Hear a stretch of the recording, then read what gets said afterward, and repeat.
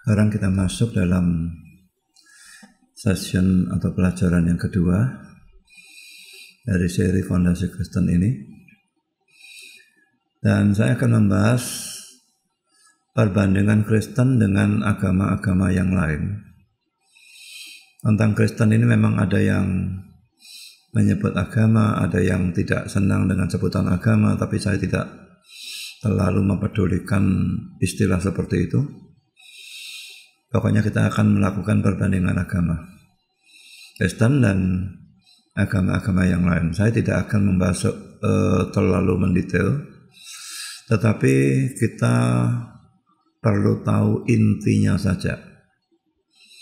Tidak ada kebutuhan sebetulnya mengerti ajaran agama lain secara detail, kecuali memang mau mengajarkan itu di sekolah teologi, misalnya seperti Islamologi dan sebagainya.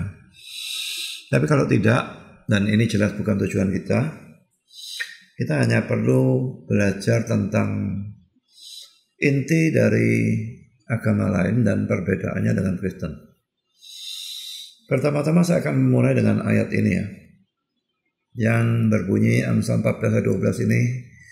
Ada jalan yang disangka orang lurus, tetapi ujungnya menuju maut. Yang dimaksud dengan jalan di dalam ayat ini tentu bukan jalan duniawi, tapi jalan secara rohani. Dalam dunia ini ada banyak jalan, yaitu agama-agama yang beraneka ragam. Nah, banyak orang, bahkan kebanyakan orang, termasuk orang-orang Kristen yang pengertiannya kacau, tidak ngerti apa-apa. Mereka beranggapan dan mereka berkata bahwa semua agama itu sama. Toh tujuannya Tuhan, toh tujuannya untuk menjadikan umatnya itu lebih baik dan sebagainya. Tapi saudara, saya berpendapat pandangan bahwa semua agama itu sama adalah pandangan yang sama sekali salah. Memang kalau kita hanya melihat pada hukum-hukum moral atau etika, apa yang diperintahkan, apa yang dilarang, maka semua agama mempunyai banyak persamaan dan hanya sedikit perbedaan. Misalnya, semua agama melarang berdusta, berzina, membenci atau membunuh, kurang ajar kepada orang tua dan sebagainya. Tapi dalam hal moral seperti itu, tidak ada perbedaan agama satu dengan agama lain. Tapi saudara, begitu kita masuk dalam urusan doktrin, maka semua agama berbeda, bahkan bertentangan satu dengan yang lain. Kalau saudara mungkin tidak mengerti apa itu doktrin. Doktrin itu adalah ajaran yang harus dipercaya. Biasanya lebih berurusan dengan iman kita. Nah, kalau ajaran moral etika itu tadi, itu ajaran-ajaran praktis yang berhubungan dengan kehidupan kita. Yaitu jangan membunuh, jangan berdusta, jangan berzina. Itu kan berhubungan dengan kehidupan kita. Tapi kalau doktrin berhubungan dengan iman atau kepercayaan kita, misalnya doktrin Allah Tritunggal, doktrin tentang keilahian Kristus, doktrin tentang predestinasi dan sebagainya. Nah, itu berurusan dengan iman kita. Memang ada yang nanti berurusan dengan kehidupan, misalnya doktrin tentang pengudusan misalnya, tapi itu sedikit. Jadi secara umum doktrin berhubungan dengan iman atau kepercayaan. Sedangkan ajaran moral etika itu kontrasnya, itu berhubungan dengan kehidupan tingkah laku kita. Jadi saudara, kalau kita melihat hukum-hukum moral dan etika, semua agama punya banyak persamaan dan hanya sedikit perbedaan. Tapi begitu kita masuk pada ajaran doktrin yang harus dipercaya, yang berhubungan dengan iman dalam agama-agama ini, maka semua agama bukan hanya berbeda, tapi bahkan bertentangan satu dengan yang lainnya. Dan Kristen kalau itu mau disebut sebagai suatu agama, secara doktrinal merupakan agama yang paling berbeda dibandingkan dengan agama-agama yang lain. Nah, dari penjelasan saya sampai di sini tentang hal doktrin dan sebagainya, maka saya berikan satu penerapan.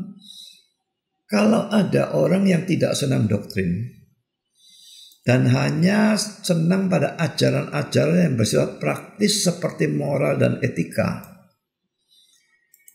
sebetulnya tidak terlalu jadi soal bagi orang itu apakah dia beragama Kristen atau beragama lain.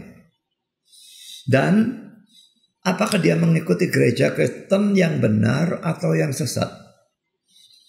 Karena semua ajaran moral etikanya itu sama atau berbeda sedikit saja. Kalau itu saja yang dia senangi, apa bedanya? Jadi Islam, jadi Hindu, jadi Buddha, jadi Kristen, jadi Katolik, apa bedanya? Ajaran praktis moral etikanya mungkin 98% sama. Yang membedakan itu doktrin. Jadi tidak boleh orang tidak senang doktrin. Dan tidak boleh seorang pendeta tidak mau mengajar doktrin.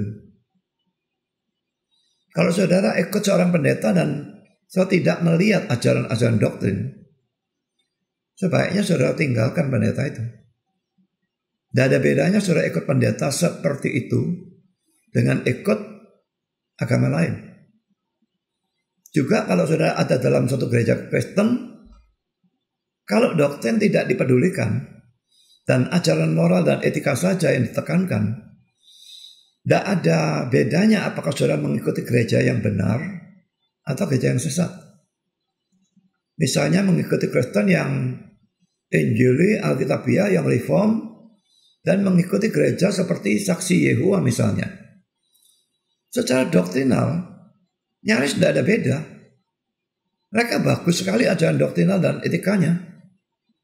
Hanya salah dalam hal tertentu, tapi secara umum sama.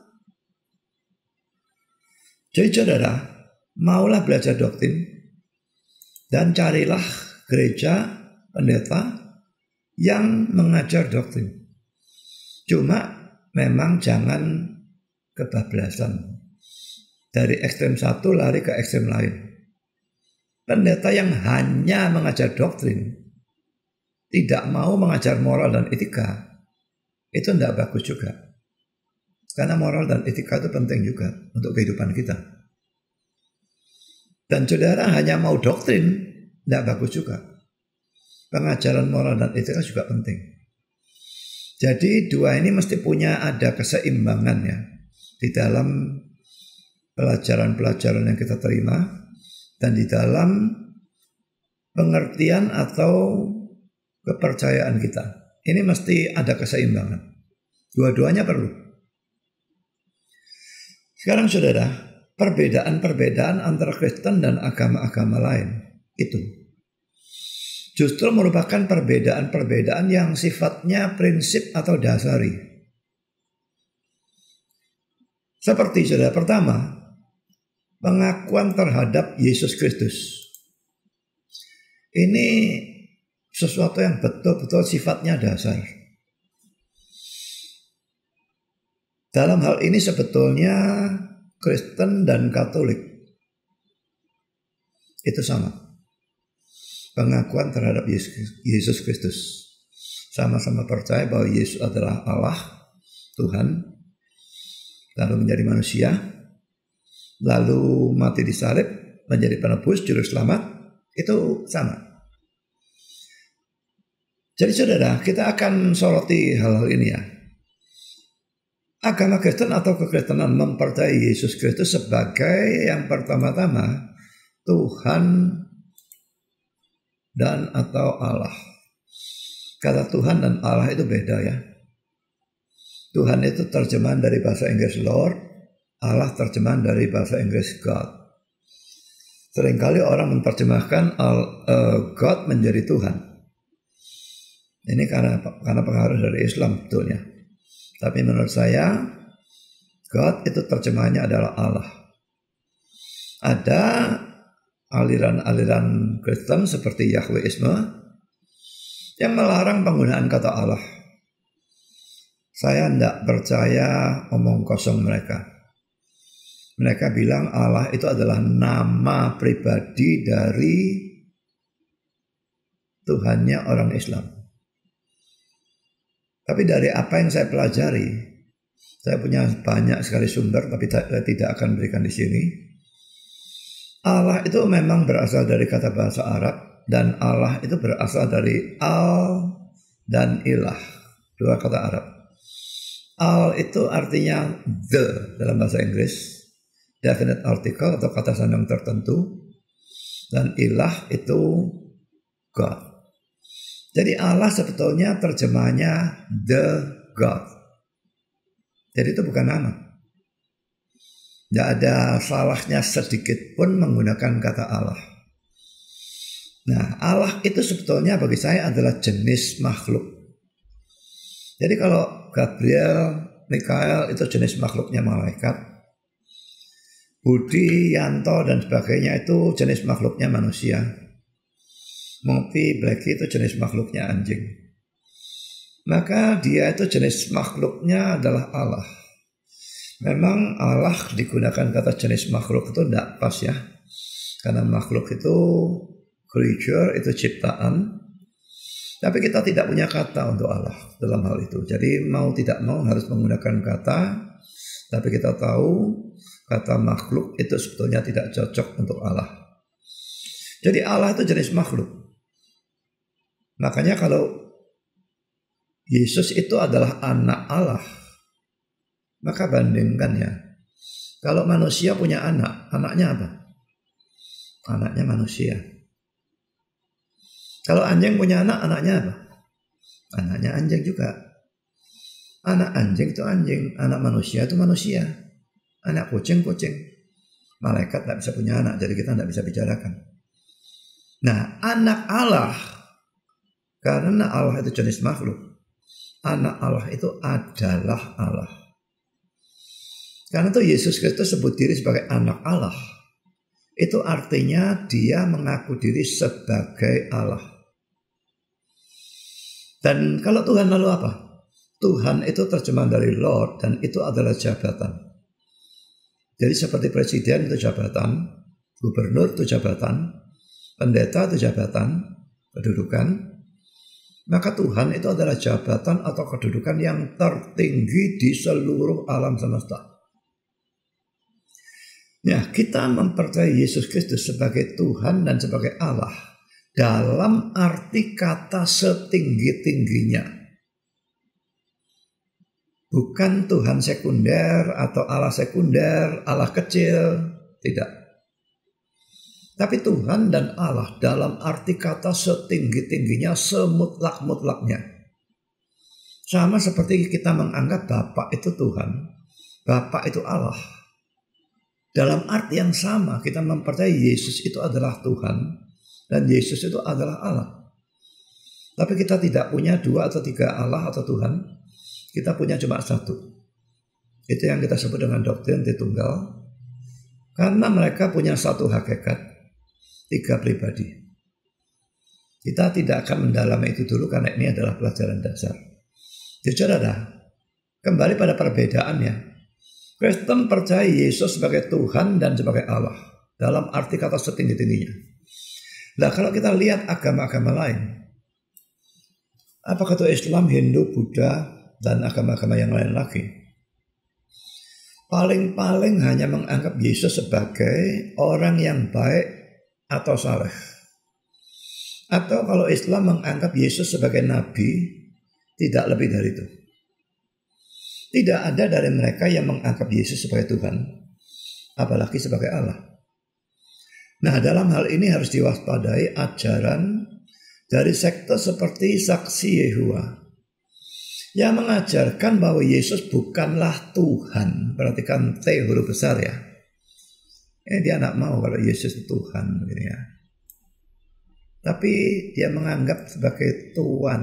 T-nya dipakai huruf kecil.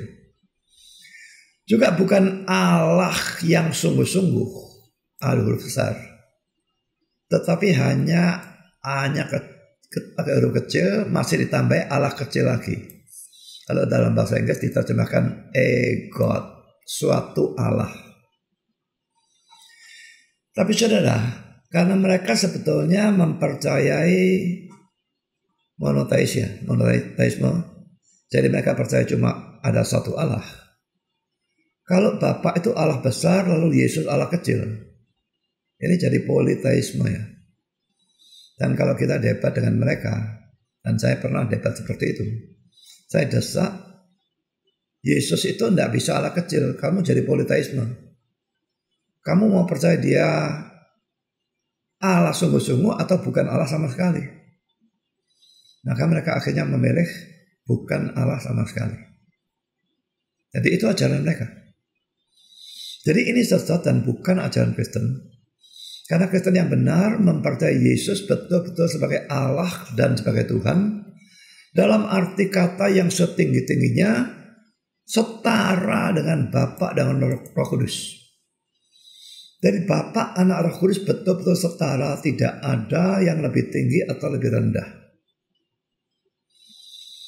Dulu pada waktu saya masih belum Kristen dan ya sekolah Kristen tapi tidak tahu apapun tentang Kristen, saya anggap Bapak itu ya tentu lebih tinggi dari anak. Namanya Bapak sama anak, bagaimana Bapak setara sama anak. Tapi dalam Kristen bukan itu kepercayaan kita ya. Bapak, Anak, Roh Kudus betul-betul setara, sama dalam kemahakuasaan, dalam kekekalan, dalam kesucian, dalam keadilan, semuanya sama, setara. Tidak ada satu yang lebih unggul daripada yang lain. Ini hal yang pertama yang Kristen percayai tentang Yesus Kristus. Dan dalam hal ini Katolik sama dengan Kristen. Sekarang hal yang kedua yang kita percaya atau Kristen percaya tentang Yesus.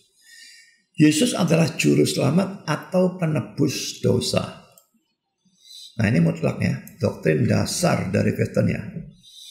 Tadi sebagai Allah itu juga dasar. Sekarang sebagai juru selamat atau penebus dosa juga dasar. Nah, cuma seringkali orang bilang, aku percaya Yesus sebagai juru selamatku. Aku percaya Yesus sebagai penebus dosaku. Tapi mereka sebetulnya tidak ngerti. Kalau misalnya disuruh menjabarkan apa toh? Yesus juru selamat itu artinya apa? Yesus penebus itu artinya apa? Maka ini artinya saudara. Dia itu membayar hutang dosa kita. Jadi kita itu yang berdosa. Dan dosa itu digambarkan dalam Alkitab sebagai hutang tuh ya. Hutang kepada Allah. Kita yang berdosa. Semua manusia itu berdosa. Semua punya hutang sangat besar dan kita tidak bisa bayar. Kalau misalnya kita mau bayar sendiri ya kita nanti masuk neraka selama-lamanya. Nah, Yesus itu pada waktu dia menjadi manusia, lalu dia mati di atas kayu salib dan sebagainya. Dia itu menderita dan mati untuk memikul hukuman dosa kita. Kan yang berdosa kita. Yang dihukum seharusnya kita. Tapi Yesus berkata, kamu minggirlah. Aku menggantikan untuk memikul hukuman dosamu. Maka dia menderita dan mati. Sebagai manusia, dia manusia yang suci murni. Kalau dia suci murni, dia tidak seharusnya menderita ataupun mati. Karena penderitaan atau kematian itu hukuman dosa.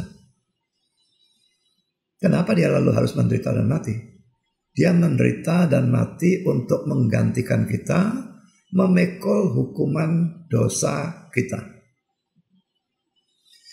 Jadi Kristen mempercayai sesuai dengan ajaran kitab suci kita atau Alkitab bahwa Yesus yang tadinya hanya Tuhan atau Allah, hanya. Jadi 100% Allah, 0% manusia itu tadinya. Karena dia tuh begitu kasih kepada manusia berdosa. Dia mau menjadi manusia. Nah, setelah dia menjadi manusia, dia menjadi sungguh-sungguh Allah dan sungguh-sungguh manusia. Jadi bukannya Allahnya hilang atau berkurang, tidak. Allahnya tetap 100% Allah. Lalu sekarang dia ketambahan manusia menjadi 100% manusia. Sungguh-sungguh Allah, sungguh-sungguh manusia. Dan dia cuma satu pribadi. Nah, lalu dia menderita dan mati di kayu salib untuk menebus dosa manusia atau memikul hukuman dosa manusia. Saya yang berdosa, dia yang dihukum ganti saya. Saudara yang berdosa, Yesus yang dihukum dan mati ganti saudara. Kita yang berhutang, dia yang membayar hutangnya. Kita yang berdosa, dan seharusnya kita yang dihukum. Tapi Yesus rela menjadi pengganti bagi kita dan memikul hukuman kita. Sehingga kalau kita percaya kepada Yesus, kita tidak akan dihukum. Sama seperti hutang sudah dibayar, tidak bisa kita ditagih lagi. Jadi kita tidak bisa dihukum kalau kita percaya. Tapi sebaliknya kita diselamatkan, diampuni, dan kita dipastikan masuk surga. Masuk surga itu bukan sesuatu yang cuma kemungkinan. Mudah-mudahan, barangkali, tidak. Kalau saudara betul-betul percaya kepada Kristus sebagai Tuhan dan sebagai Juru Selamat, sebagai pengganti saudara, memikul hukuman saudara di atas kayu salib, maka saudara tidak akan dihukum. Tetapi sebaliknya diselamatkan atau diampuni. Mari kita melihat Roma pasal 8 ayat yang pertama. Nih ya. Demikianlah sekarang tidak ada penghukuman bagi mereka yang ada di dalam Kristus Yesus. Di dalam Kristus dan percaya kepada Kristus itu tidak perlu dibedakan. Kalau kita percaya Kristus, kita di dalam Kristus. Dan ayat itu mengatakan kalau kita di dalam Kristus tidak ada hukuman lagi. Jadi mengatakan yang sering kita dengar ya. Ada orang mengatakan pada waktu seorang Kristen mengalami bencana, orang itu dihukum Tuhan. Saudara, kalau orang itu orang Kristen sejati, kata-kata itu salah. Karena hukuman itu tidak ada. Hukuman semua dipikul oleh Kristus. Semua. Dosa-dosa yang dulu, dosa asal, dosa sekarang, dosa yang akan datang, semua tanpa kecuali dipikul dan dia menjadi pengganti. Sehingga tidak ada satupun yang harus kita pikul sendiri. Dan itu berlaku, tidak ada hukuman itu. Bukan hanya di masa yang akan datang kalau kita mati kita masuk surga. Bukan hanya di sana. Tetapi juga saat ini. Dalam hidup di dunia ini tidak ada hukuman bagi orang Kristen sejati. Saya tidak bicara orang Kristen KTP ya. Orang Kristen sejati yang betul-betul percaya Kristus sebagai Tuhan dan Juru Selamat tidak bisa dihukum dalam dunia ini. Yang bisa itu dihajar, didisiplin. Nah, seperti bapak menghajar anaknya. Maka Bapak surgawi kita menghajar kita kalau kita berbuat dosa, itu bisa. Tapi tujuannya adalah memperbaiki kita. Dan hajaran itu muncul dari kasih Allah yang ingin memperbaiki kita. Tapi kalau hukuman itu muncul dari keadilan Allah dan memang untuk hancurkan kita. Jadi kita yang percaya Kristus bukan hanya setelah mati tidak ada hukuman karena kita masuk surga. Tapi pada waktu kita hidup pun tidak ada hukuman. Ajaran memungkinkan, tapi hukuman tidak ada. Sebaliknya kita diselamatkan, kita diampuni, dan masuk surga itu dijamin. Nah saudara, dalam hal ini ya Katolik masih bisa disamakan, tapi nanti kita melihat ada perbedaannya ya. Katolik memang percaya Yesus Juru Selamat. Tapi kalau nanti kita akan lihat perbedaannya. Kalau kita yang Kristen, yang Injili dan Alkitabiah, kita betul-betul percaya hanya kepada Yesus saja dalam urusan keselamatan kita. Tapi Katolik tidak. Mereka berkata beriman itu harus. Tapi iman saja tidak cukup. Harus ada perbuatan baik. Perbuatan baiknya harus mencukupi, baru bisa masuk surga. Nah, di sini jadi ada perbedaan. Kita bersandar sepenuhnya kepada Yesus dalam urusan ini. Tapi Katolik bersandar sebagian saja kepada Yesus dalam urusan ini. Dan sebagian lagi bersandar kepada perbuatan baik mereka. Nah, tapi kalau bicara agama lain, maka tidak ada agama lain yang mempunyai seorang juru selamat atau penebus dosa. Prinsip dari semua agama-agama lain adalah, pertama poin A ya, manusia sendirilah yang harus membayar hutang dosanya sendiri. Ini kata-kata dari Subhadra Biksu dalam suatu katekisasi budaya, Buddhist Catechism. Saya hanya bacakan bahasa Indonesianya saja. Tak seorang pun bisa ditebus oleh orang lain. Tidak ada Allah dan tidak ada orang suci yang bisa membentengi seorang manusia dari konsekuensi dari tindakan jahat. Setiap orang dari kita harus menjadi penebusnya sendiri. Perhatikan kata-kata yang terakhirnya, ini penekanannya. Setiap orang dari kita harus menjadi penebusnya sendiri. Dan pada waktu dia mengatakan tidak ada Allah dan tidak ada orang suci dan sebagainya bisa membentengi, ya mungkin membicarakan Kristen mungkin, tidak tahu. Tapi yang jelas dia tidak percaya ada siapapun bisa menebus kita. Kita harus menebus diri kita sendiri. Entah caranya bagaimana, menyiksa diri atau bagaimana saya tidak tahu. Tapi yang jelas setiap orang harus menebus dosanya sendiri. Sekarang poin B. Allah, karena dia adalah Maha Pengasih dan Penyayang, mengampuni manusia berdosa begitu saja tanpa ada penebusan ataupun penghukuman. Jadi ini prinsip yang lain lagi dari agama-agama yang lain. Ya, yang di sini adalah salah satu prinsip dan ini adalah prinsip yang kedua. Jadi tiap agama bisa beda-beda prinsipnya, tapi semua bukan pakai prinsip penebusan. Jadi yang kedua ini saya kira lebih cocok pada Islam ya. Mereka selalu mengatakan Allah Maha Pengasih dan Penyayang, mengampuni manusia berdosa begitu saja tanpa ada penebusan ataupun penghukuman. Mungkin mereka menambahkan harus berbuat baik, harus puasa dan sebagainya. Nah, tapi tidak ada yang namanya penebus dosa.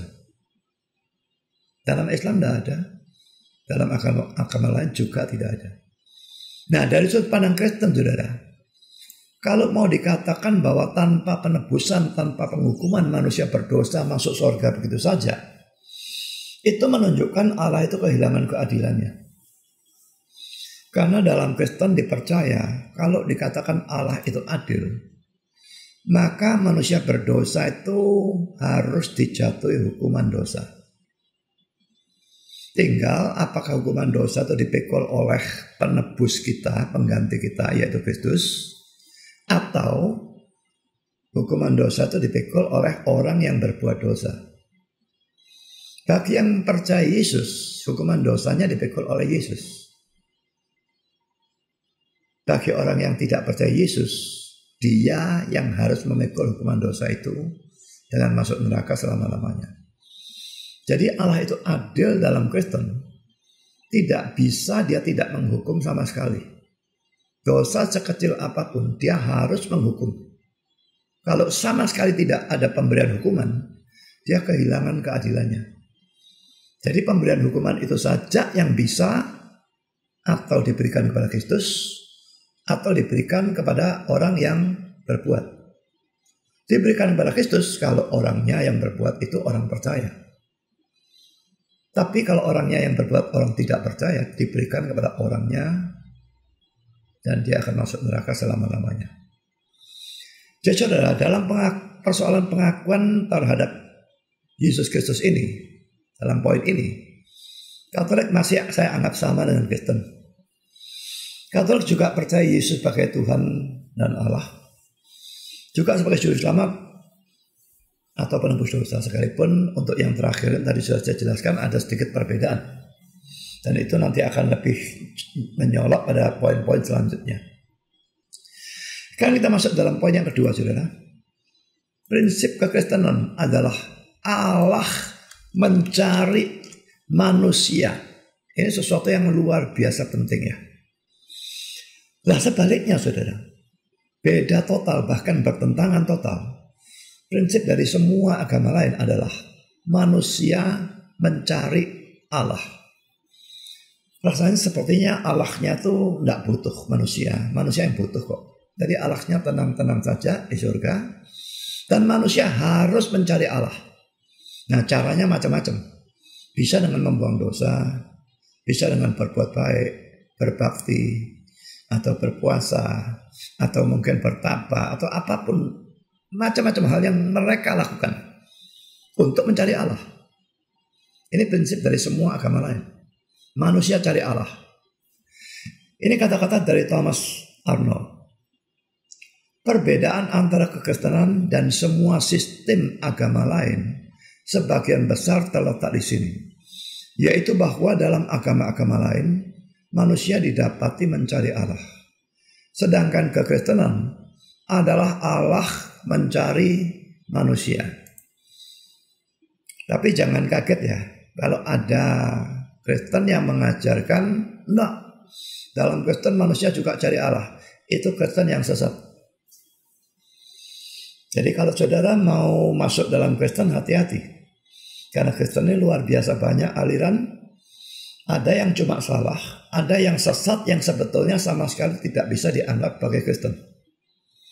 Kalau mereka tidak setuju bahwa Allah mencari manusia, dan mereka mengatakan manusia cari Allah, mereka tergolong Kristen yang sesat. Nah, mau tahu yang mana yang benar sebetulnya, dan kita mencari dari Alkitab, tentu saja, karena itu adalah standar kita. Yang lebih benar itu yang mana yang benar itu? Allah cari manusia atau manusia cari Allah? Mari kita melihat beberapa poin di bawah ini. Pertama, kita lihat Kejadian 3 ayat 6 sampai dengan 9 pada waktu Adam dan Hawa berbuat dosa. Kita lihat siapa cari siapa. Manusia cari Allah atau Allah cari manusia. Ya, kita baca mulai ayat 6 ya. Perempuan itu, Hawa ya, melihat bahwa buah pohon itu baik untuk dimakan dan sedap kelihatannya. Lagi pula pohon itu menarik hati karena memberi pengertian. Lalu ia mengambil dari buahnya dan dimakannya, dan diberikannya juga kepada suaminya yang bersama-sama dengan dia. Dan suaminya pun memakannya.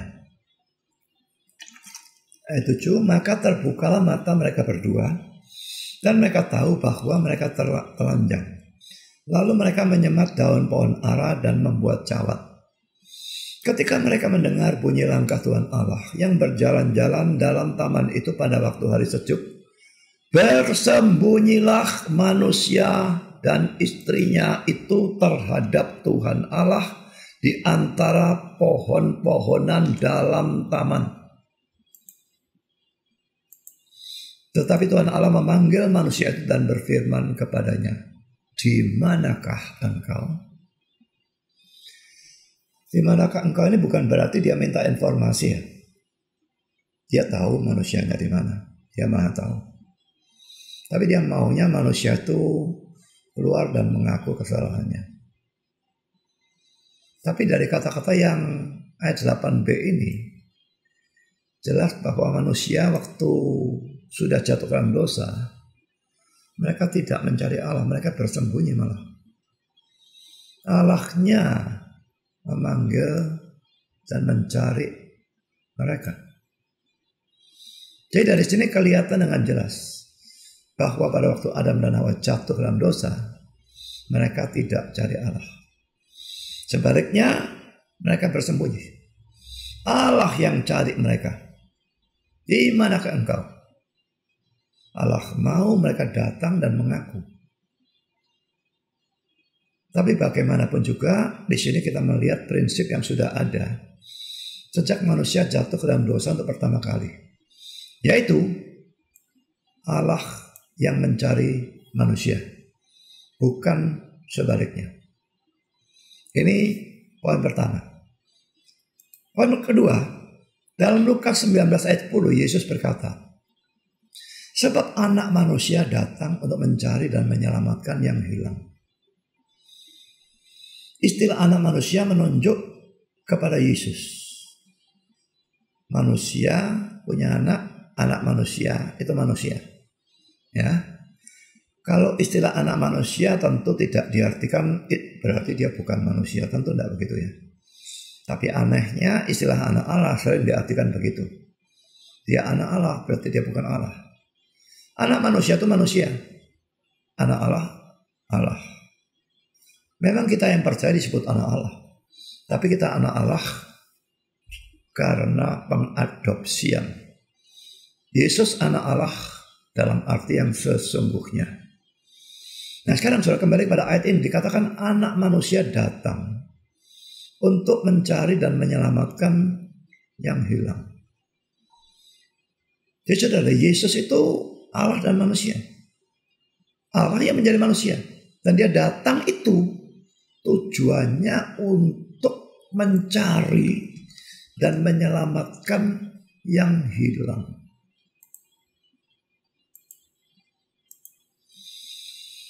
Jadi laki-laki menunjukkan waktu manusia itu terhilang dalam dosa, Allah mencari manusia untuk menyelamatkannya. Kita bandingkan dengan ayat ini dalam kitab Yesaya pasal 34 ayat 16. Yang hilang akan kucari. Ini Allah digambarkan sebagai gembala domba. Dan kita domba yang hilang. Yang hilang akan kucari. Yang tersesat akan kubawa pulang. Yang luka akan kubalut. Yang sakit akan kukuatkan. Serta yang gemuk dan yang kuat akan kulindungi. Aku akan menggembalakan mereka sebagaimana seharusnya. Saya kira di sini sebetulnya ada terjemahan yang salah, tetapi ini bukan waktunya saya untuk membahas hal itu. Saya hanya menunjukkan bahwa di sini ditunjukkan laki-laki gembala itu yang mencari dombanya yang hilang. Bukan dombanya cari gembalanya. Domba itu binatang yang luar biasa bodoh. Kalau tersesat, dia tidak bakal bisa seperti kucing yang bisa lari dari rumah sejauh-jauhnya lalu kembali sendiri. Tidak bisa. Domba jauh sedikit hilang. Dan gembala itu yang mencari domba. Yang sesat dia cari, dia bawa pulang. Dan bukan sebaliknya. Dombanya cari gembala, tidak ada. Tidak pernah ada domba hilang berhasil menemukan gembalanya, itu tidak ada. Gembalalah yang mencari domba yang hilang. Sekarang poin yang ketiga atau bukti yang ketiga. Dalam Roma pasal 3 ayat 11 dikatakan bahwa tidak ada seorang pun yang berakal budi. Tidak ada seorang pun yang mencari Allah. Jadi kalau kita mau percaya manusia cari Allah, kita nabrak frontal ayat ini saudara. Karena ayat ini mengatakan tidak ada seorang pun yang mencari Allah. Nah, Roma 3 ayat 11 ini perlu dicamkan khususnya pada waktu kita melihat ayat-ayat yang menyuruh manusia mencari Allah. Mari kita lihat ayat-ayatnya. Poin A, 1 Tawarikh 16 ayat 11. Carilah Tuhan. Ini suruh diperintahkan ya. Carilah Tuhan dan kekuatannya. Carilah wajahnya selalu. Juga poin B, Mazmur 27 ayat 8. Hatiku mengikuti firman-Mu. carilah wajahku, maka wajahmu ku cari ya Tuhan. Poin C, Mazmur 105 ayat 3 dan 4. Bermegahlah di dalam namanya yang kudus. Biarlah bersuka hati orang-orang yang mencari Tuhan. Carilah Tuhan dan kekuatannya, carilah wajahnya selalu. Yesaya 55 ayat 6. Carilah Tuhan selama ia berkenan ditemui. Berserulah kepadanya selama ia dekat. Poin E, Amos 5 ayat 4-6. Sebab beginilah firman Tuhan kepada kaum Israel. Carilah aku, maka kamu akan hidup. Janganlah kamu mencari Betel. Janganlah pergi ke Gilgal. Dan janganlah menyeberang ke Beersheba. Sebab Gilgal pasti masuk ke dalam pembuangan. Dan Betel akan lenyap. Carilah Tuhan, maka kamu akan hidup. Supaya jangan ia memasuki keturunan Yusuf bagaikan api yang memakannya habis dengan tidak ada yang memadamkan bagi Betel. Ya saudara, ada sederetan sedikitnya nih ya, 5, pasti ada ayat-ayat yang lain lagi yang menyuruh atau mengatakan manusia mencari Allah. Ini ayat-ayat ini tidak menunjukkan bahwa manusia bisa cari Allah. Dan juga tidak menunjukkan bahwa ada manusia yang mencari Allah. Manusia mungkin ikut agama tertentu untuk mencari keselamatan. Kalau manusia tahu ada surga dan neraka, ya semua manusia tentu kepingin masuk surga ya. Dia kepingin selamat. Dia cari selamat itu bisa. Cari Allah lain. Mereka bisa juga cari berkat Tuhan. Tidak punya uang, kepingin berkat Tuhan dalam bentuk uang. Sakit, kepingin berkat Tuhan dalam bentuk kesembuhan. Dan macam-macam hal yang lain. Mencari keselamatan bisa, mencari berkat Tuhan bisa. Tapi manusia tidak mungkin mencari Allah. Jadi ayat ini dengan jelas mengatakan tidak ada seorang pun yang mencari Allah. Nah, tapi apakah betul tidak ada yang mencari Allah? Sekarang ini yang kita persoalkan. Benarkah manusia tidak akan pernah mencari Allah? Sebetulnya manusia bisa mencari Allah, tetapi, nah tetapinya ini yang penting ya. Tetapi itu baru bisa terjadi kalau Allah sudah terlebih dahulu mencari dia dan bekerja di dalam dirinya. Sehingga dia lalu mencari Allah. Allah cari dia, Allah bekerja dalam dirinya, mengubahkan dia. Dan perubahan yang Allah lakukan itu membuat orang itu lalu mencari Allah. Jadi sebetulnya Allahnya mencari orang itu lebih dulu. Lalu bekerja dalam diri orang itu, baru manusia itu mencari Allah. Kalau Allahnya tidak mencari manusia lebih dulu dan bekerja dalam diri manusia itu, maka manusia itu tidak akan mencari Allah. Kalau saudara saat ini betul-betul sudah mencari Allah, berarti sudah ada pekerjaan Allah dalam diri saudara. Coba introspeksi, apakah saudara betul-betul cari Allah? Atau cuma cari surganya, cari keselamatannya, cari berkat-berkatnya, cari damai atau apa? Atau betul-betul cari Allahnya? Coba renungkan dan pikirkan.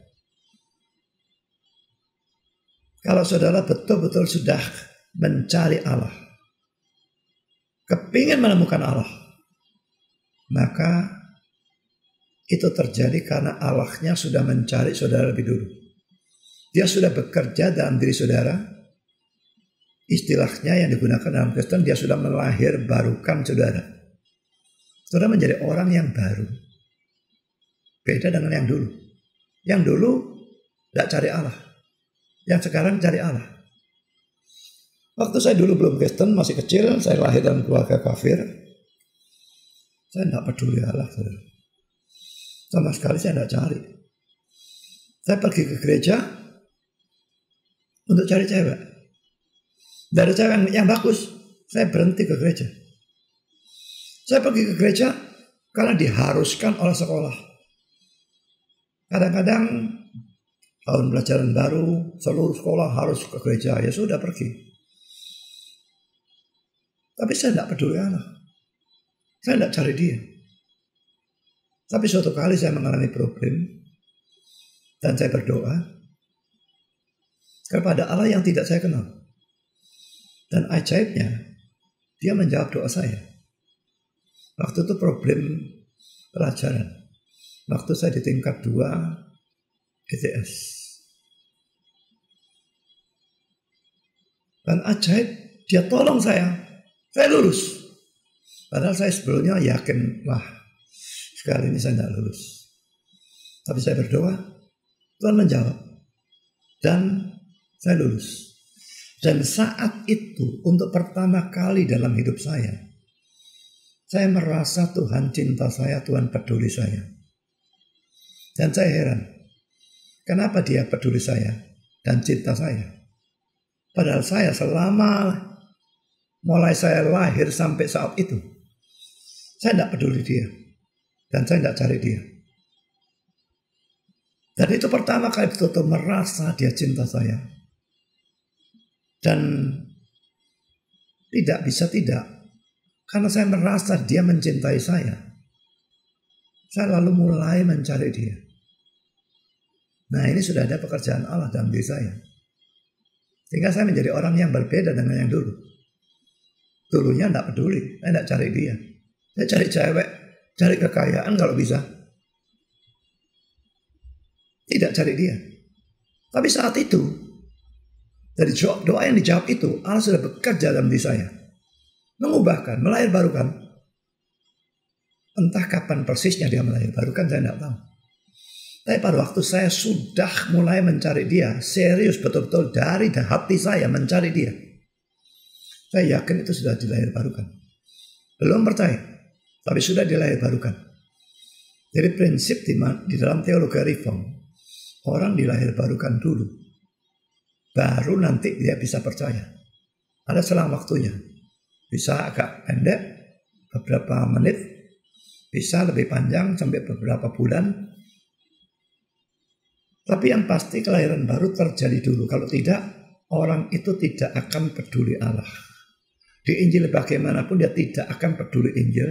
Dia akan abaikan Injil, tidak hargai Injil. Tidak mungkin percaya Injil.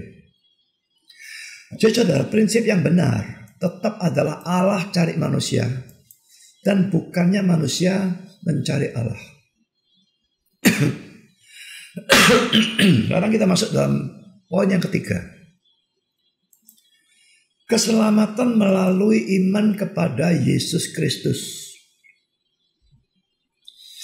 Nah, ini lagi-lagi doktrinal, saudara, dan ini membedakan sekali. Betul-betul perbedaan yang luar biasa menyolok. Paling dasari mungkin dibandingkan dengan semua agama lain.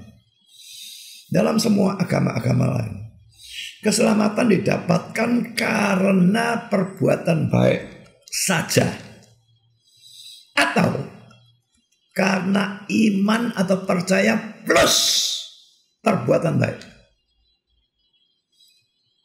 Dua ini sebetulnya sama saja. Pokoknya perbuatan baiknya ada andilnya. Di sini perbuatan baik ada andil. Di sini hanya perbuatan baik saja. Tetap pokoknya perbuatan baiknya ada andilnya. Ini prinsip dari semua agama-agama lain. Jadi dalam semua agama-agama lain, perbuatan baik mempunyai andil untuk menyelamatkan manusia atau membawa manusia ke surga.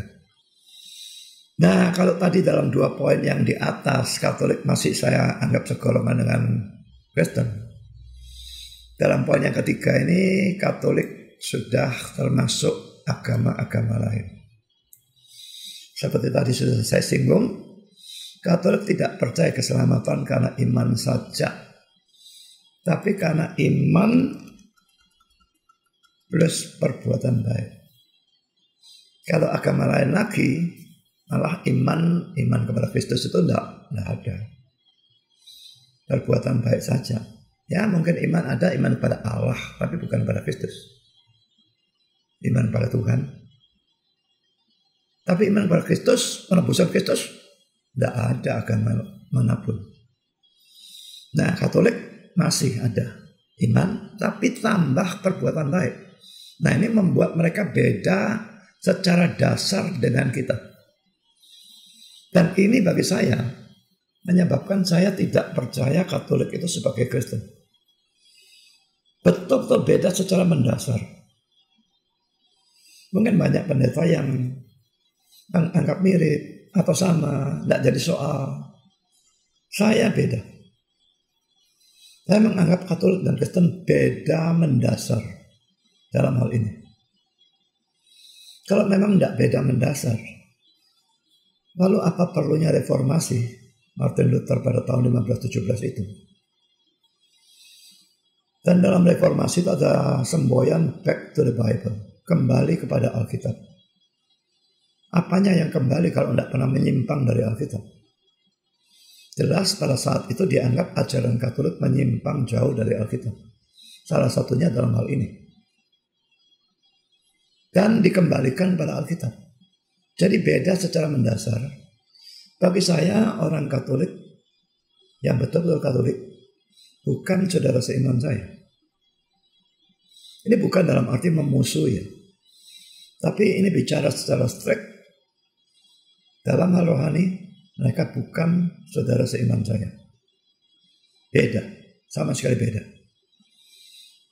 Ya, jadi semua agama, perbuatan baik itu punya andil untuk menyelamatkan manusia atau untuk membawa manusia ke surga.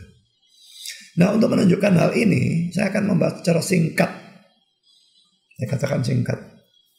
Prinsip keselamatan dari agama-agama besar dalam dunia. Yang pertama adalah Yudaisme atau agama Yahudi. Saya perlu tahu bahwa Yudaisme zaman sekarang ini mungkin kurang lebih sama seperti Yudaisme zaman Kristus ya. Tapi beda dengan Yudaisme pada zamannya Musa, Daud. Kalau saat itu masih benar. Tapi pada zaman Yesus sudah menyimpang gak karuan. Sampai zaman sekarang. Dan ini yang dibicarakan Yudaisme yang zamannya Yesus maupun sampai zaman sekarang. Saya mengambil dari buku seorang yang bernama Fritz Bredner.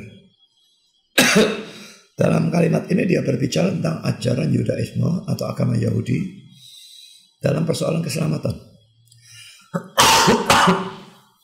Dia mengatakan, siapapun, orang Yahudi atau bukan, bisa mendapatkan keselamatan melalui komitmen kepada satu Allah. Komitmen itu perbuatan ya, bukan kepercayaan ya, komitmen kok. Kalau suami punya komitmen terhadap istri itu perbuatan. Jadi untuk bisa mendapatkan keselamatan melalui komitmen kepada satu Allah. Dan juga ditambah lagi hidup yang bermoral. Berarti semuanya ini urusan perbuatan baik. Sekarang mari kita lihat agama Hindu. Orang yang sama, Fritz Bredner, bicara tentang keselamatan dalam agama Hindu. Memang dalam bukunya yang berjudul So What is the Difference? Dia membanding-bandingkan Kristen dengan agama-agama lain, tetapi memang sederhana saja prinsip-prinsipnya yang dibandingkan. Dan dalam persoalan keselamatan Hindu dia berkata, manusia dibenarkan melalui pembaktian, meditasi, ini semua perbuatan. Pembaktian itu juga perbuatan, meditasi itu juga perbuatan. Perbuatan baik dan penguasaan diri sendiri, semua ini perbuatan.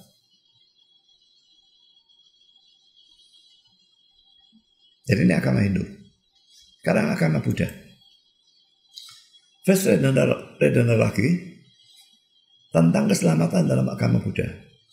Manusia diselamatkan hanya oleh usaha sendiri.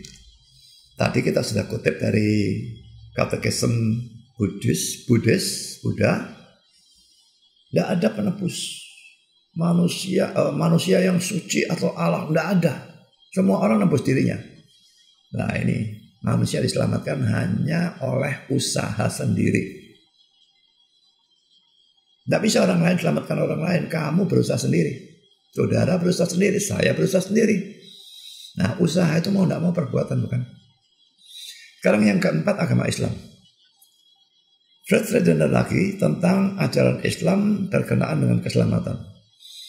Manusia memperoleh keselamatannya sendiri, membayar untuk dosa-dosanya sendiri.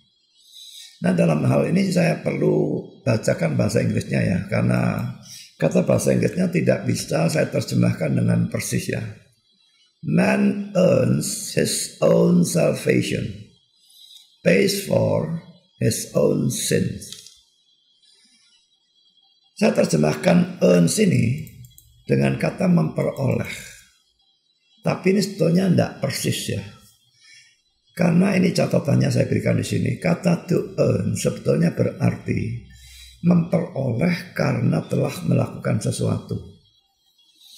Kalau saya bekerja lalu saya memperoleh gaji atau bayaran, itu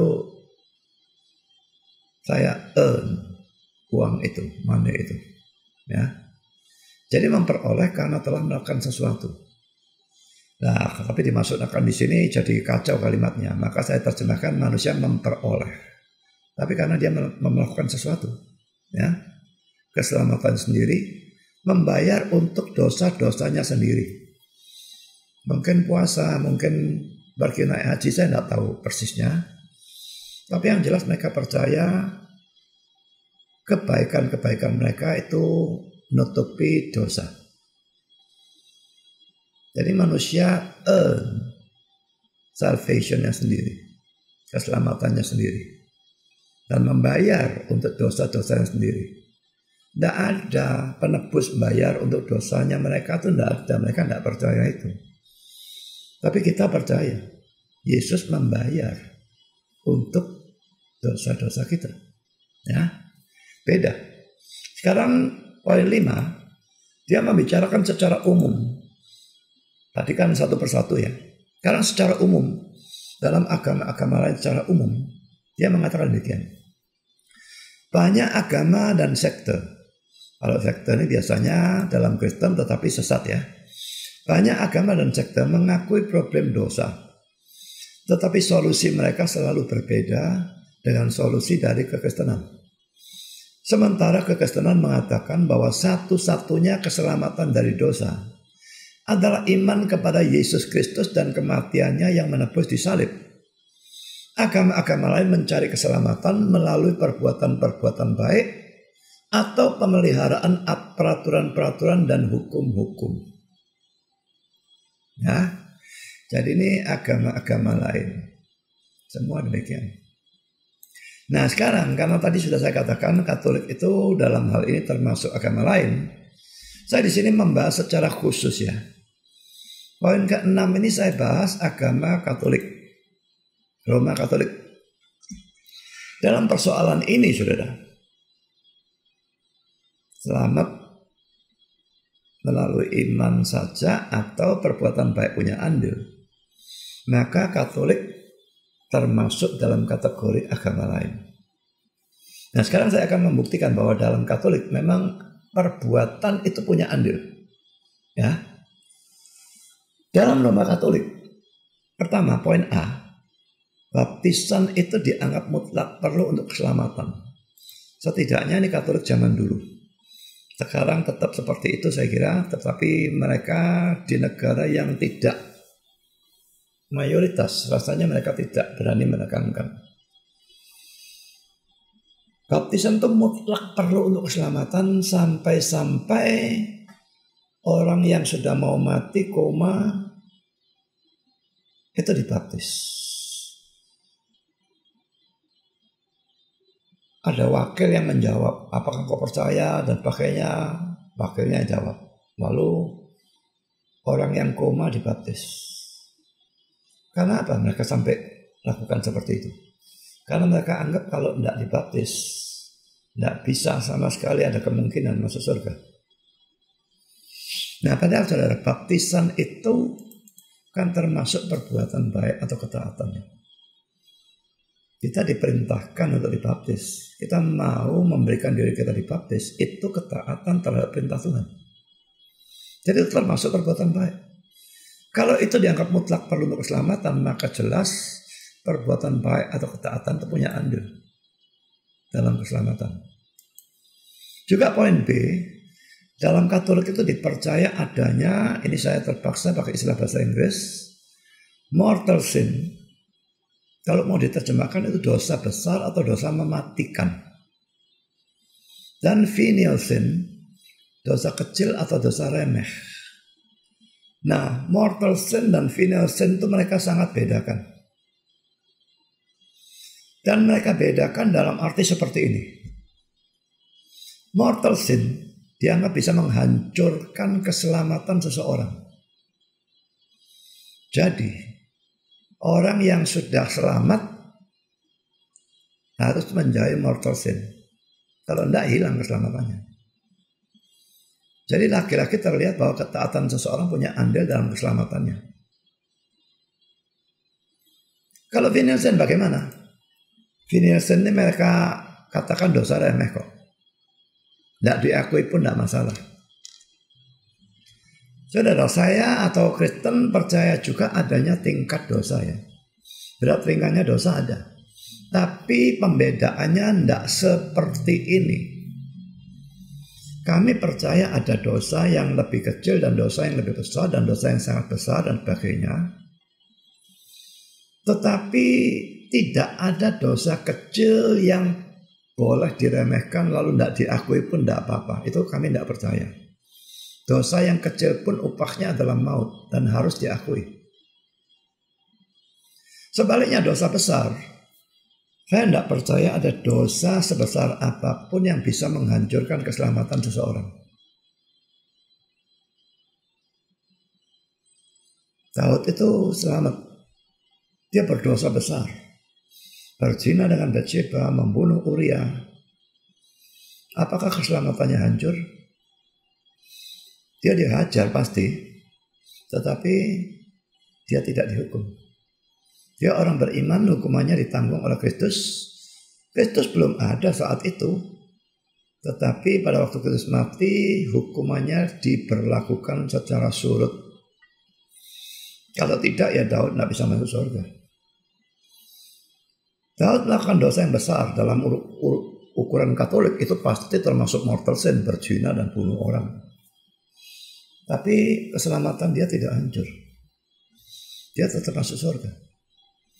Jadi saudara, dari pembedaan seperti versi Katolik ini, kita juga membedakan, tapi beda. Pembedaannya beda. Dari pembedaan ini kelihatan bahwa ketaatan seseorang itu punya andil dalam keselamatannya. Bapak Katolik menekankan pentingnya perbuatan baik untuk keselamatan atau masuk surga. Juga bisa terlihat dari kutipan-kutipan dari bukunya Fritz Redener tadi. Saya kutip beberapa kutipan. Yang pertama mengatakan demikian. Roma Katolik mengajar bahwa iman hanyalah permulaan dari keselamatan. Sehingga orang percaya harus terus-menerus bekerja dalam sepanjang hidupnya untuk melengkapi proses itu. Dalam arti sesungguhnya saya percaya orang Katolik itu tidak akan pernah yakin ya. Sampai mati pun dia tidak bisa yakin dia pasti masuk surga, itu tidak bisa. Semua orang yang menganggap perbuatan baik itu punya andil untuk keselamatan, tidak mungkin bisa yakin masuk surga. Dengan alasan yang sederhana. Tidak ada orang yang tahu perbuatan baiknya dia berapa dan dosanya dia berapa. Dan tidak ada orang yang tahu yang mana lebih banyak dosanya atau perbuatan baiknya. Saya pernah ketemu dengan seorang cewek yang beragama Buddha. Dan saya kepingin nginjil, lalu saya tanya tentang masuk surga dan sebagainya. Dan saya tanya, kamu masuk surga tergantung apa perbuatan baik? Jawabannya, kalau sekarang mati yakin masuk surga enggak? Dia mikir, enggak yakin. Dan saya tanya lagi, kenapa kok enggak yakin? Cewek ini pintar. Kelihatan kalau dia cerdas. Dan dia mikir lagi dan dia jawab, karena aku enggak tahu perbuatan baikku banyaknya berapa. Dan itu faktanya saudara. Tidak ada orang bisa menghitung jumlah perbuatan baiknya berapa, jumlah dosanya berapa. Tidak ada kemungkinan tahu yang manapun. Dan karena itu tidak mungkin mereka sampai titik tertentu lalu yakin, perbuatan baikku sudah cukup, aku pasti masuk surga. Itu tidak mungkin. Sekarang yang kedua. Orang Katolik percaya bahwa perbuatan baik perlu, bahasa Inggrisnya necessary, perlu ya. Perlunya itu mutlak. Perlu untuk keselamatan. Jadi kalau iman saja tidak bisa. Perbuatan baik ini perlu untuk keselamatan. Kalau saya ditanya, perlukah orang Kristen berbuat baik? Perlu. Tapi perlunya itu bukan untuk keselamatan. Untuk keselamatan itu hanya iman saja. Perbuatan baik perlu untuk apa?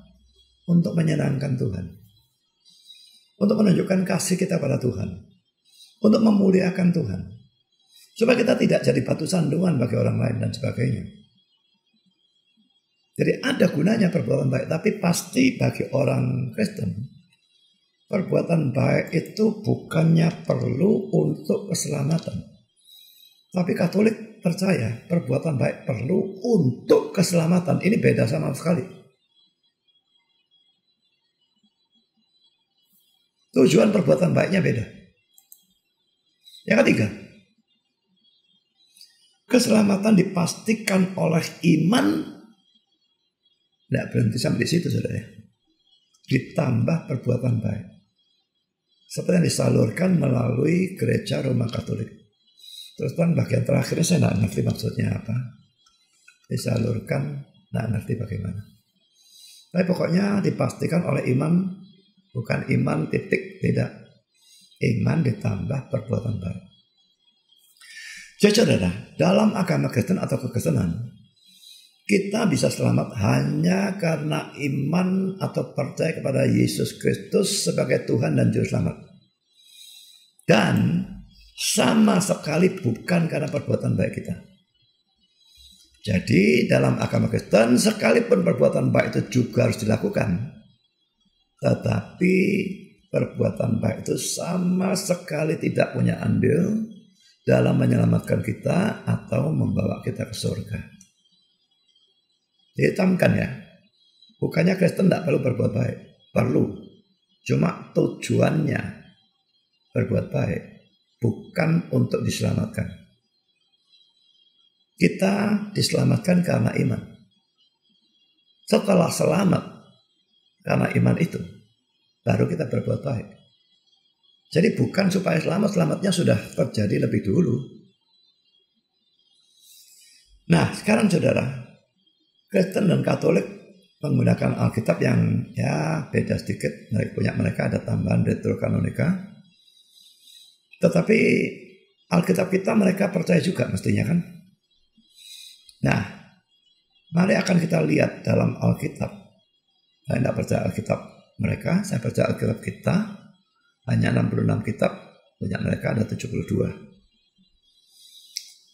Kita akan perhatikan ayat-ayat Alkitab kita yang memang mengajarkan secara kelewat jelas. Dan ini banyak ayat bahwa perbuatan baik sama sekali tidak punya andil dalam keselamatan. Mari kita lihat ayat-ayatnya. Yang pertama adalah Kisah Rasul 15 ayat 1-11. Beberapa orang, ini orang Yahudi ya, yang ya mungkin Kristen tapi Yahudinya masih dipegang terus gitu ya. Jadi ini sesat ini. Beberapa orang datang dari Yudea ke Antiokhia dan mengajarkan kepada saudara-saudara di situ, orang-orang Kristen di situ ya. Jikalau kamu tidak disunat menurut adat istiadat yang diwariskan oleh Musa, kamu tidak dapat diselamatkan. Nah, disunat ini kan perbuatan kita ya. Dalam perjanjian lama memang diharuskan sunat laki-laki. Dalam perjanjian baru tidak. Nah ini sudah perjanjian baru, mereka masih maksakan harus disunat. Kalau tidak dapat diselamatkan, itu kata mereka. Berarti perbuatan baik ini, ketaatan terhadap hukum sunat ini punya andil dalam keselamatan. Perlu untuk selamat. Nah sekarang kita lihat ayat 2-nya. Tetapi Paulus dan Barnabas dengan keras melawan dan membantah pendapat mereka itu. Mereka dua rasul ini tahu bahwa ajaran tadi ajaran sesat. Mereka tidak mau terima kalau sunat atau perbuatan baik itu harus dilakukan baru bisa selamat. Itu bukan ajaran Kristen. Ajaran Kristen selamat itu hanya karena iman. Karena itu mereka lawan dengan keras. Mereka bantah. Nah, akhirnya bagaimana? Akhirnya ditetapkan supaya Paulus dan Barnabas serta beberapa orang lain dari jemaat itu pergi kepada rasul-rasul dan penatua-penatua di Yerusalem untuk membicarakan soal itu. Jadi ini kayak naik banding. Pergi ke Yerusalem kepada rasul-rasul dan sebagainya. Wah, lalu diadakan sidang, nanti kita lihat itu. Lalu ayat 3, mereka diantarkan oleh jemaat sampai ke luar kota. Lalu mereka berjalan melalui Fenisia dan Samaria. Dan di tempat-tempat itu mereka menceritakan tentang pertobatan orang-orang yang tidak mengenal Allah. Hal itu sangat menggembirakan hati saudara-saudara di situ. Kita lihat ayat 4, setibanya di Yerusalem, mereka disambut oleh jemaat dan oleh rasul-rasul dan penatua-penatua. Lalu mereka menceritakan segala sesuatu yang Allah lakukan dengan perantaraan mereka.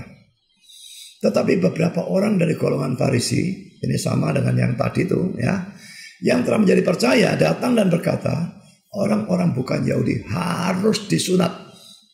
Ditambah lagi sekarang, diwajibkan untuk menuruti hukum Musa.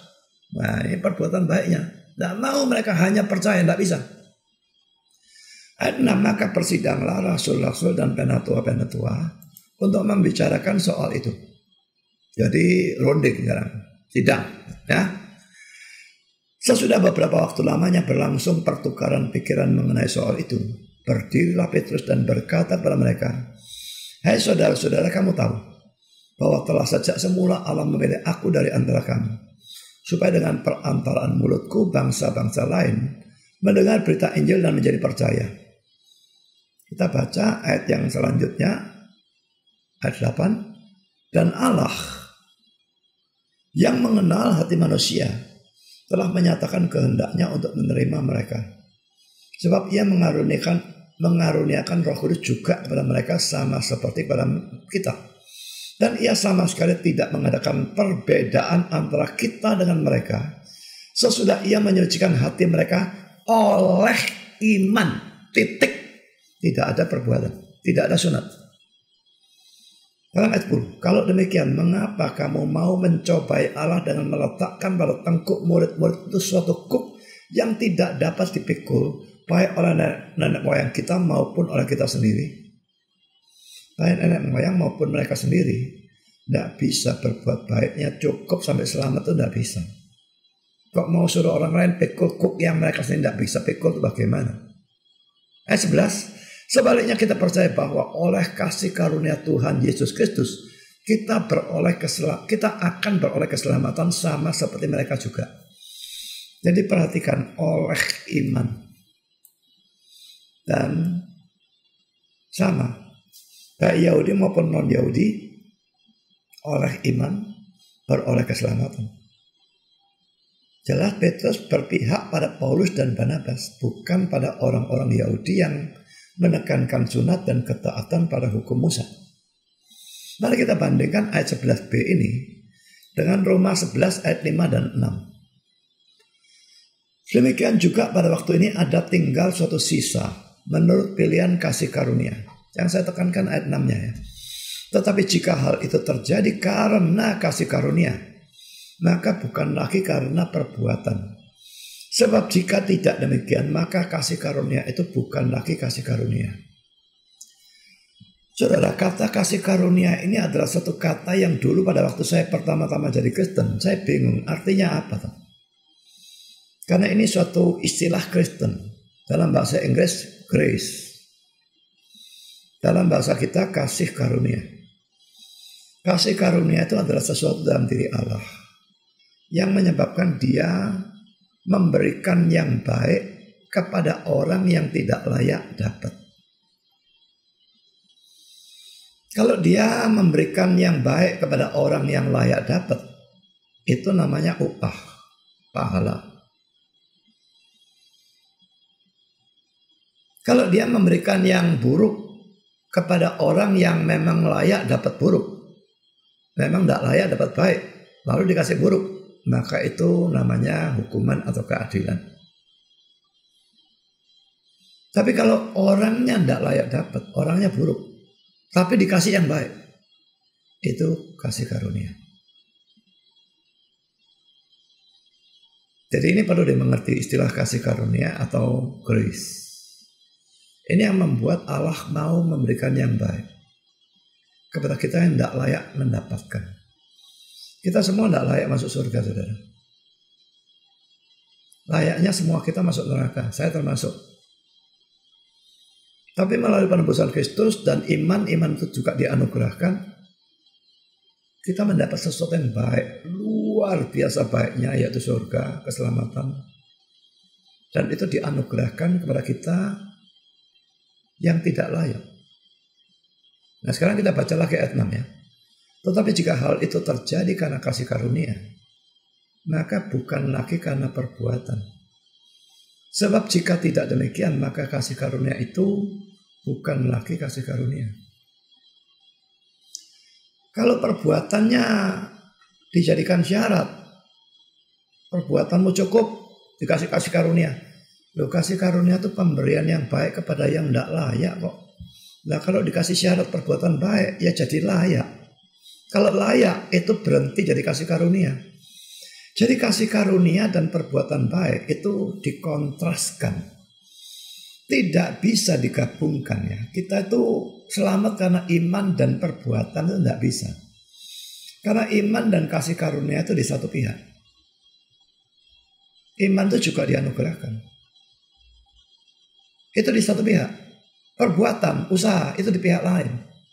Tidak bisa dua itu digabungkan. Kasih karunia ditambah perbuatan, ya bukan lagi kasih karunia. Jadi jangan percaya ajaran yang mengatakan iman kepada Kristus perlu, tapi harus ditambah perbuatan baik, ketaatan, baru masuk surga. Kelihatannya bagus, tapi inilah doktrin, saudara. Itu sesat.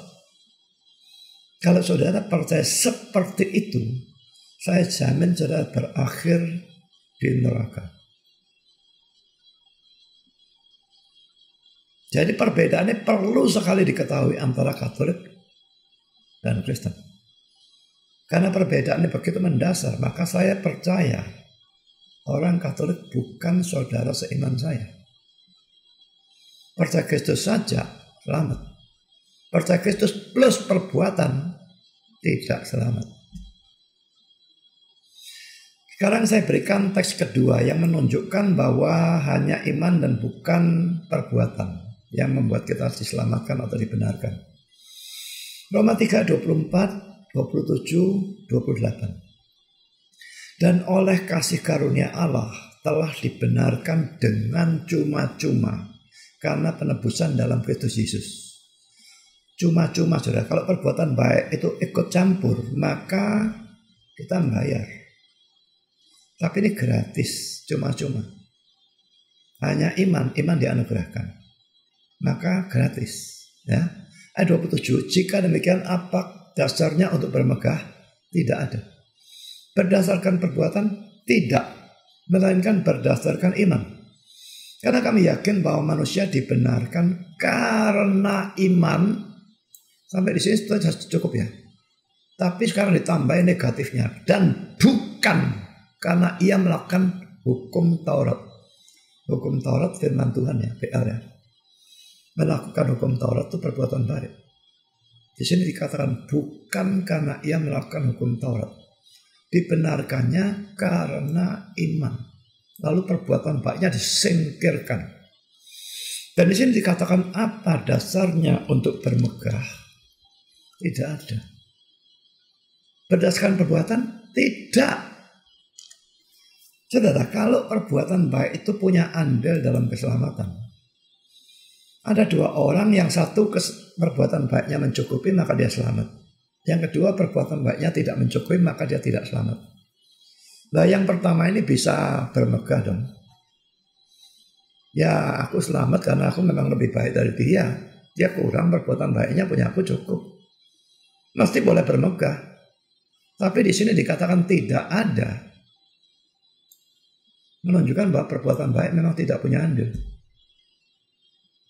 Dan di sini dikatakan berdasarkan perbuatan tidak, melainkan berdasarkan iman. Titik, berhenti. Dan di sini perbuatannya dibuang malah. Dibenarkannya karena iman.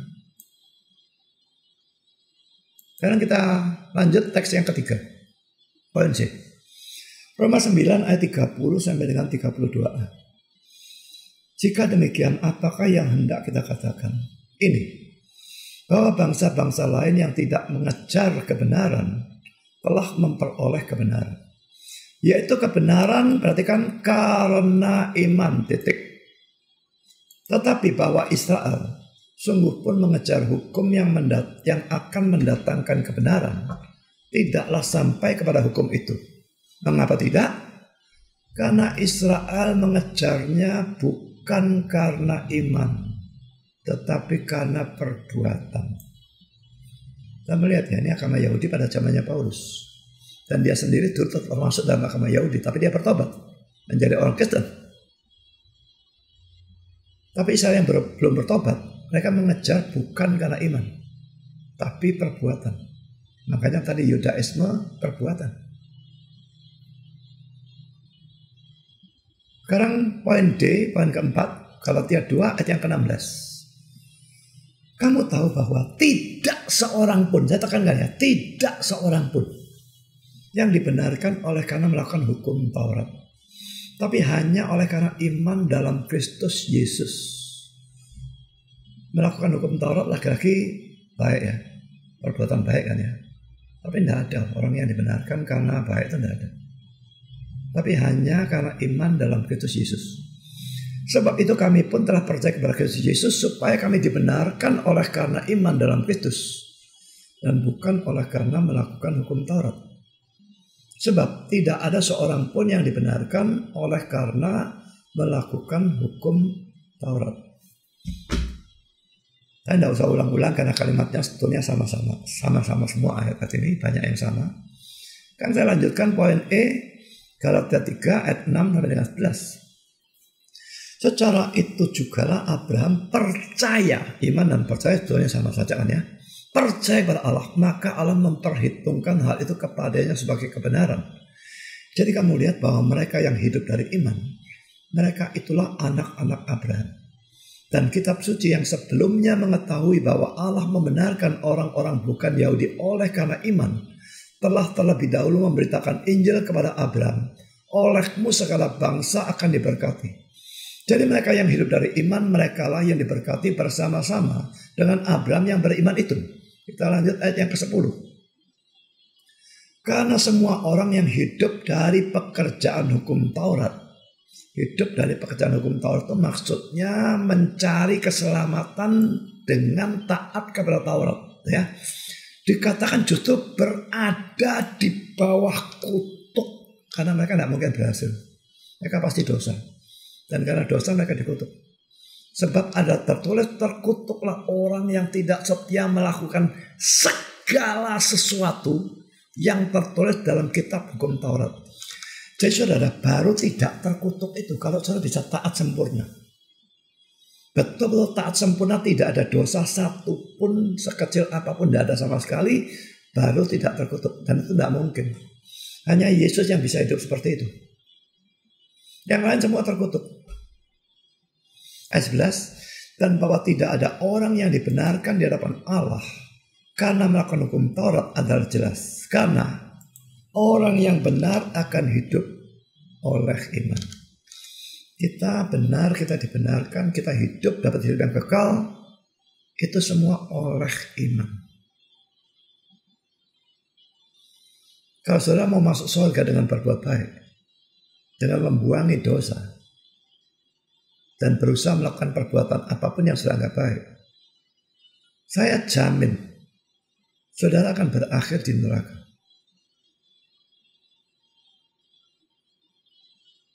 Ini doktrin. Dan ini luar biasa penting. Ini doktrin dasar. Mau masuk surga? Tidak mau masuk neraka? Hanya percaya kepada Yesus sebagai Tuhan dan Juru Selamat yang sudah menggantikan, memikul hukuman dosa saudara di atas kayu salib, semua dosa saudara. Hanya itu, saudara selamat. Setelah selamat, harus saudara berbuat baik. Tujuannya bukan supaya selamat, sudah selamat kok. Tujuannya untuk memuliakan Tuhan, supaya tidak jadi batu sandungan, untuk menyenangkan Tuhan, dan sebagainya. Karena poin F ini mungkin adalah ayat yang terkuat, yang menunjukkan keselamatan itu karena iman saja dan bukan karena perbuatan baik. Efesus 2 ayat 8 dan 9. Sebab karena kasih karunia kamu diselamatkan oleh iman. Sebetulnya berhenti di sini sudah cukup ya. Sudah kasih karunia, berarti sudah membuang perbuatan baik mestinya. Masih dikasih tahu lagi oleh iman, itu yang cukup. Paulus tidak puas ya. Ini yang nulis ini Paulus ya. Dia katakan itu bukan hasil usahamu. Bukan hasil usaha. Lalu dikatakan lagi, tapi pemberian Allah. Jadi saudara, anugerah saudara, keselamatan anugerah. Kalau memang keselamatan itu hasil usaha kita, ya bukan anugerah, itu pahala jadinya. Nah lalu ayat 9 bagian awal ini, itu bukan hasil pekerjaanmu. Tadi yang warna biru itu bukan hasil usahamu. Apa bedanya? Di sini itu bukan hasil pekerjaanmu. Sama sebetulnya. Tapi dengan kata yang berbeda, dia menekankan hal yang sama. Jadi dengan dua kata-kata itu bukan hasil usahamu, lalu diulang lagi itu bukan hasil pekerjaanmu.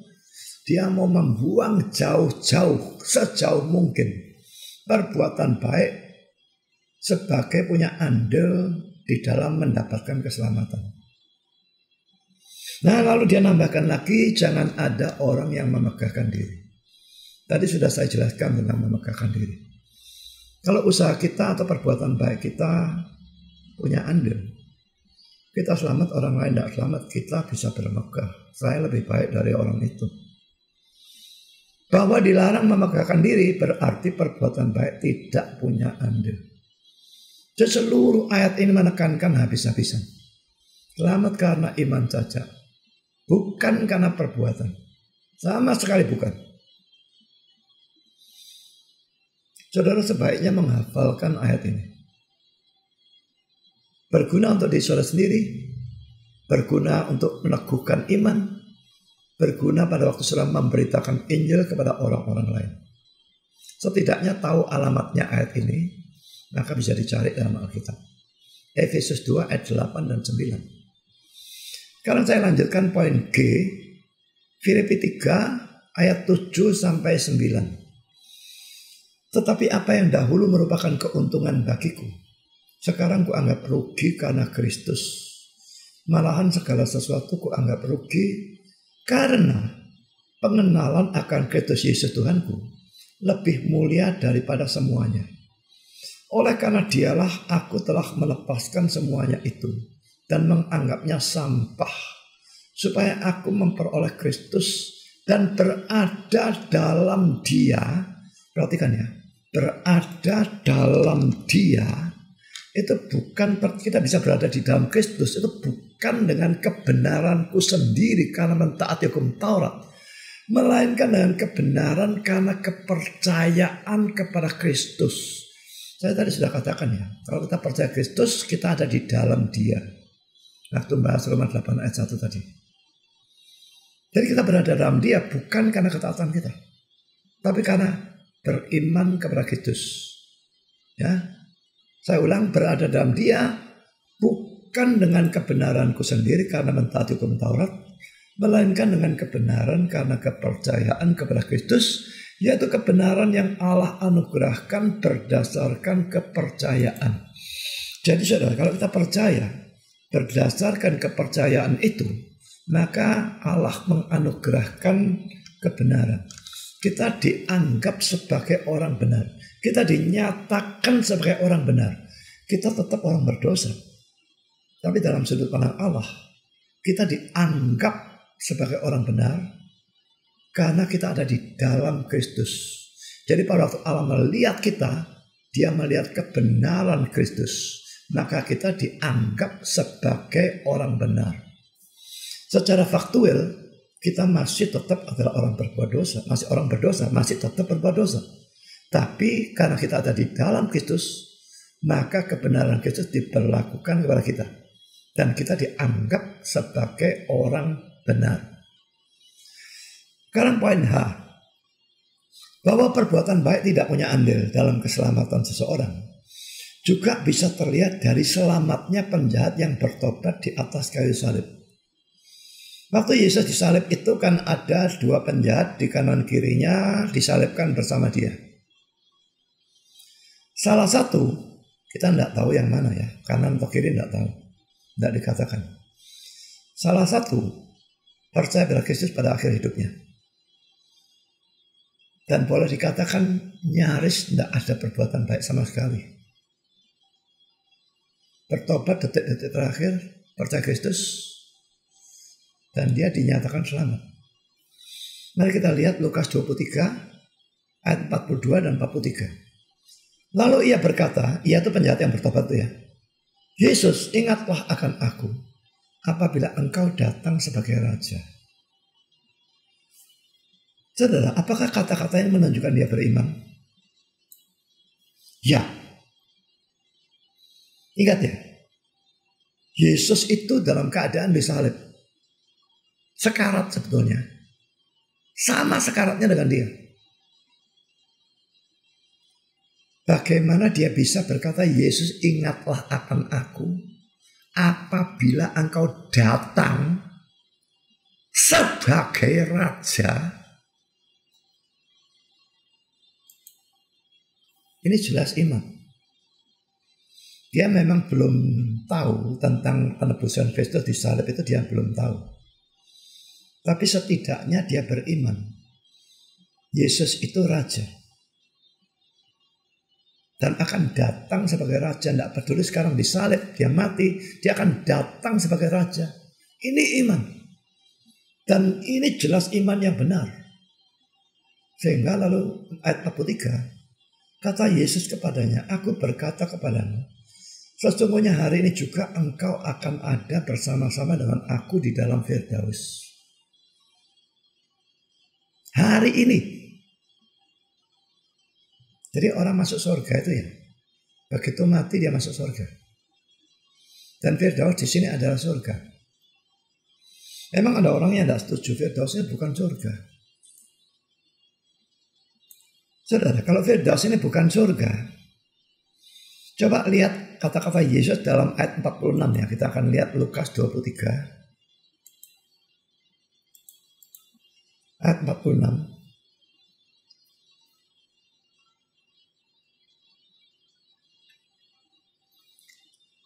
Lalu Yesus berseru dengan suara nyaring, ya Bapa, ke dalam tanganmu kuserahkan nyawaku. Seharusnya kuserahkan rohku. Dan sesudah berkata demikian, ia menyerahkan nyawanya. Jadi Yesus pada waktu mati, roh manusianya itu diserahkan ke dalam tangan Bapa. Ini jelas menunjukkan dia masuk surga. Nah, kalau Firdaus di sini ini bukan surga, berarti kata-kata Yesus dalam ayat 43 dan 46 itu bertentangan. Firdaus ini adalah surga. Hari ini Yesus janjikan kepada penjahat itu, engkau akan ada bersama-sama dengan aku di dalam surga.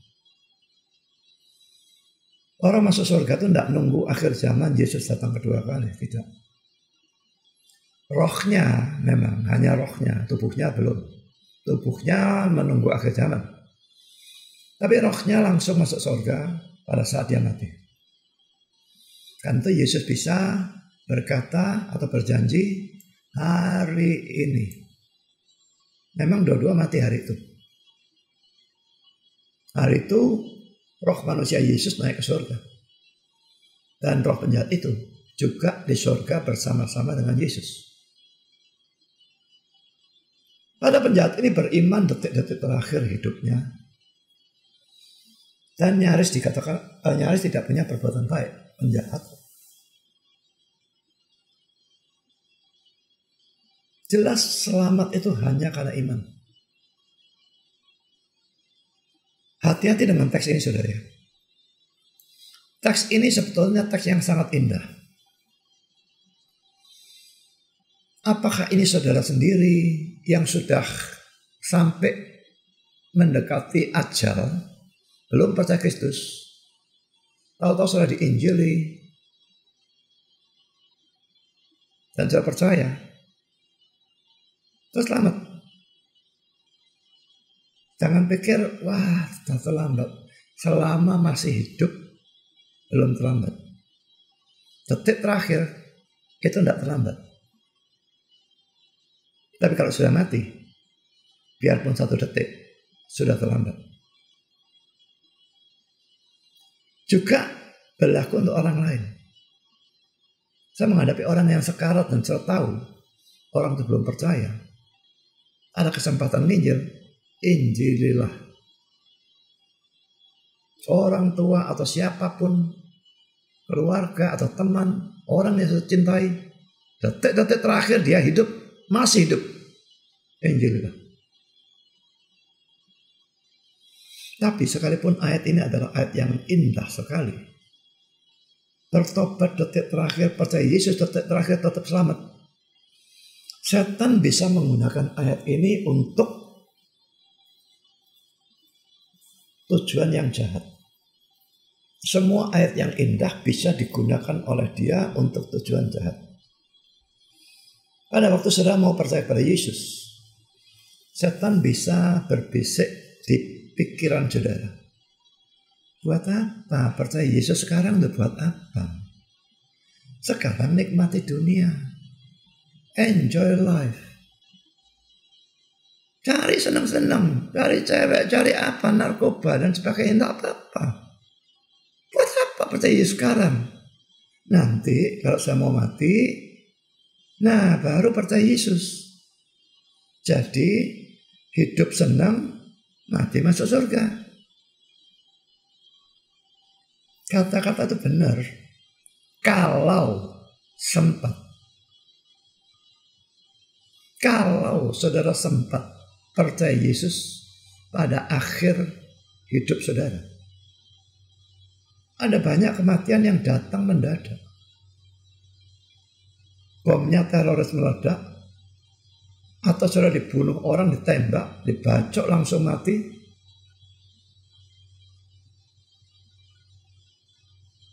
Atau kena serangan jantung atau stroke langsung mati. Atau kena apapun, kematian mendadak selalu bisa. Dan saudara masuk dalam kekekalan tanpa juru selamat, tanpa penebus. Berarti saudara harus membayar hutang dosa saudara sendiri dengan masuk neraka selama-lamanya. Karena itu jangan mau turuti bujukan setan untuk menunda iman kepada Kristus. Sekarang ini saudara sedang mendengar Injil dan sudah mendengar Injil. Kalau saudara belum pernah percaya kepada Yesus, percayalah kepada Yesus sekarang. Jangan tunda. Besok atau 1 jam lagi, mungkin sudah terlambat. Cepatlah percaya. Hanya dengan beriman kepada Yesus sebagai Tuhan dan Juru Selamat, saudara dipastikan masuk surga. Dan kalau tidak beriman sampai mati, saudara dipastikan masuk neraka. Jangan tunda, cepat percaya. Nah saudara, poin terakhir ini bahwa manusia diselamatkan hanya melalui iman. Nanti belakangan akan saya bahas lagi secara lebih terperinci dengan ilustrasi dan sebagainya. Tapi yang sekarang ini saya kira sudah cukup, ayatnya banyak. Saudara jangan percaya keselamatan karena perbuatan baik.